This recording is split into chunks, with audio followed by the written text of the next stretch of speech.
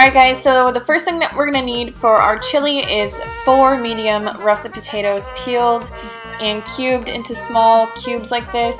I also rinse them and make sure that there's no other dirt or residue on them. We're just going to put those in our crock pot with everything else.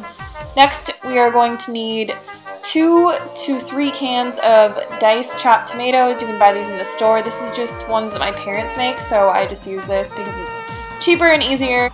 Next, we're going to need 3 cans of beans, so you can use whatever kind of beans that you want. Just make sure that you rinse them well. Here I use kidney beans and black beans because it's all I had. Then we're going to need 3 to 4 stalks of celery chopped, plus 1 small onion chopped. This is just a white onion and I just minced it. Now we're going to be putting in some broth base. I use this because it's just the easiest for me to use, but you could also use bouillon cubes, you could use just a vegan broth, or you could skip it altogether if you're watching your sodium intake. But I use about 1 tablespoon of this, and then I also put in 2 tablespoons of chili powder for that chili taste. I don't really measure anything, I just kind of eyeball everything. And then I also added a little bit of cayenne pepper just for spice. This is totally optional, but 1 teaspoon of that. And then I added some red lentils. This is totally optional, it's just I had it around and I feel like it makes it a lot thicker. And then I also added a cup of quinoa as well. So I feel like this made the chili really, really thick and just amazing, but if you didn't want to add these, you could totally just add the first ingredients and skip those too. So next I'm just adding 4 cups of water and mixing all of this together. And then we're just going to be putting this in our crock pot for the day. So you can put this in your crock pot before you go to work or before you go to school, and it will be done by the time you get home. It's probably the easiest meal you could ever make because you don't have to watch it.